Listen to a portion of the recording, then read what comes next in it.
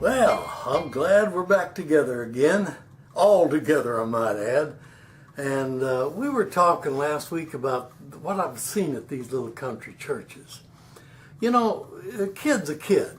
Now, another thing I saw which really kind of shook me up, here's an old boy, I've talked to him, and he's one of the preachers at that church, was sitting right in front of me, and a lady that came in, a young girl with a baby.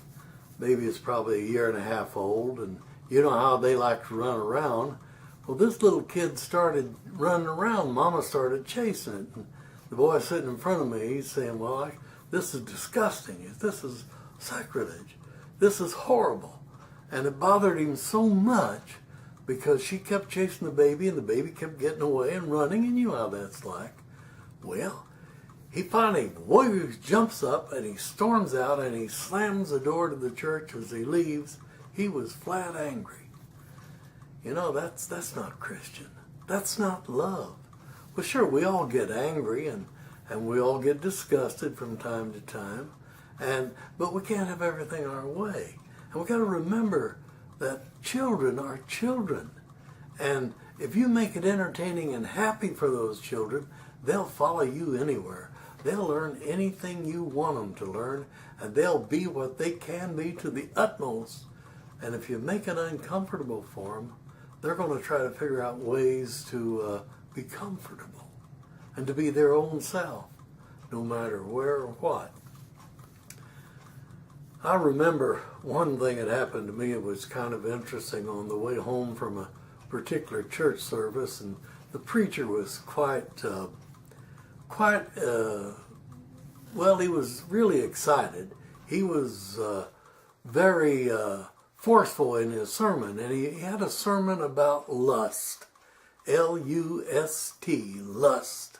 And he just raved on about that and what a sin that was, and how if you felt it, you should get rid of it, and all this type of thing. And he went on and on. Of course, I was only about 4 or 5 years old, and I heard all this, and I just didn't know what to think, because even though it's a 4-letter word, didn't know it at the time, but even though it is that, I didn't know anything about it. And I could remember on the way home, I was just thinking about that, because he was so exuberant and so excited about what he said and so emphatic about everything. I thought, this must be something really important.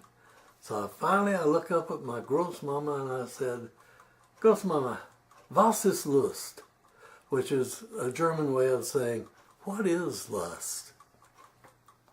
And she looked at me like wide-eyed. And then she looked over at Grandpa, who was sitting over there driving the old Model T. There's another story about me going through the windshield of that before they had safety glass when I was a young kid.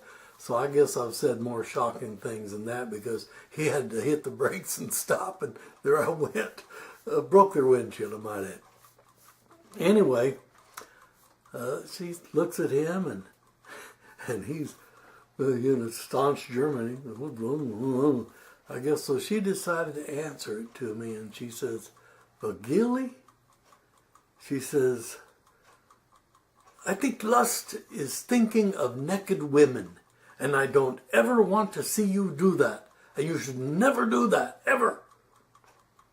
And so I ran in the house, and we got there, and I tried not to think about naked women, and I've been trying ever since. So I guess that's lust, and I guess that's what it meant. Well, you know, there's a lot of what they call sins, but sins are just missing the mark. And to think about a naked woman and not have one in your life is kind of a waste, and I guess that's missing the mark. Or vice versa. You know, isn't that strange? Isn't that strange what people do and what people think? Well, Jesus didn't care who you were or what you were. He wanted all of you. And I remember that they condemned him for eating with the harlots and for associating with the publicans and the people that weren't really right. Isn't that something? That Jesus himself was condemned by the more righteous. And that's kind of like the people that have to discipline them little kids and say, hey, we're righteous. You do it our way or not at all. And if you don't, you're going to be disciplined. You're going to be punished. And those kids are going to think about it. And will they love church? Well, I was lucky. As time went on, my mother and father moved around, and I got to visit a lot of different churches.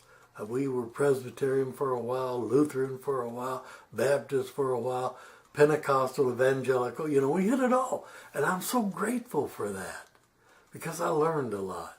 I learned a lot. I love the music. I love the singing. And I love the Word. But it gave me a chance to figure what's real. And that's what we're going to talk about, is what's true for you. Well, thanks for letting me share a little of the little that I know with you today. And I will see you next week.